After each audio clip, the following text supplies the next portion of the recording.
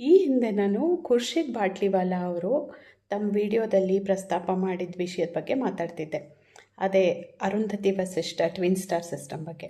ಅದೇ ವಿಡಿಯೋಲಿ ಅವರು ಇನ್ನೊಂದು ಇಂಟ್ರೆಸ್ಟಿಂಗ್ ಆಗಿರೋ ವಿಷಯನ ಪ್ರಸ್ತಾಪ ಮಾಡಿದ್ದಾರೆ. ಅದೇ ನಮ್ಮ ಭೂಮಿಯ ಆಕಾರದ ಬಗ್ಗೆ. ಸಾಮಾನ್ಯವಾಗಿ ನಾವು ಟೆಕ್ಸ್ಟ್ ಬುಕ್ಸಲ್ಲಿ ಓದಿರ್ತೀವಿ, ನಮ್ಮ ಸೈಂಟಿಸ್ಟ್ಸು ಭೂಮಿ ಫ್ಲ್ಯಾಟ್ ಆಗಿದೆ ಅಂತ ಮೊದಲಿಗೆ ತಿಳ್ಕೊಂಡಿದ್ರು. ಆಮೇಲೆ ಅದು ಸ್ಪೆರಿಕಲ್ ಶೇಪಲ್ಲಿದೆ ಅಥವಾ ರೌಂಡ್ ಶೇಪಲ್ಲಿದೆ ಅಂತ ಹೇಳಿ ಡಿಸ್ಕವರ್ ಮಾಡಿದ್ರು ಅಂತ.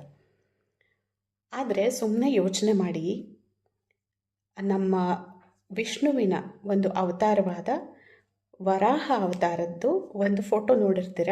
ಅದರಲ್ಲಿ ವರಾಹ ತನ್ನ ದಂತಗಳ ಮೇಲೆ ಭೂಮಿನ ಹೊತ್ಕೊಂಡು ಸಮುದ್ರದಿಂದ ಈಚೆ ಬರ್ತಾರೆ.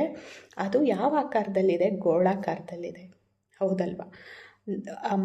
ಐಹೊಳೆಯ ಒಂದು ಪುರಾತನ ದೇವಸ್ಥಾನದಲ್ಲಿ ಒಂದು ಕಲ್ಲಿನ ಕೆತ್ತನೆಯಲ್ಲಿ ಕೂಡ ನಾವು ಇದನ್ನು ನೋಡಬಹುದು. ಅದು ಯಾವುದೋ ಪೇಂಟಿಂಗು ಡ್ರಾಯಿಂಗಲ್ಲಿ ತೋರಿಸಿದ್ದಾರೆ ಅಂತ ಅಂದ್ಕೊಳ್ಳೋದು ಬೇಡ ನಾವು. ಅಷ್ಟು ಹಳೆ ದೇವಸ್ಥಾನದಲ್ಲಿ ಕೂಡ ಅದನ್ನು ನಾವು ಕಾಣಬಹುದು. ಹಾಗೆ ಜಿಯೋಗ್ರಫಿನ ನಮ್ಮ ಭಾರತೀಯ ಭಾಷೆಗಳಲ್ಲಿ ಭೂಗೋಳ ಅಂತ ಕರಿತೀವಿ.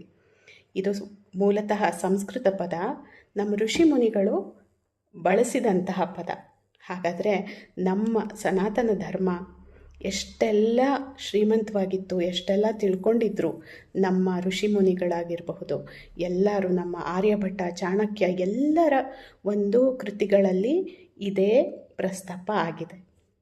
ಇದನ್ನು ನಾವು ಮಕ್ಕಳಿಗೆ ಹೇಳ್ಕೊಡ್ಬೇಕಲ್ಲ.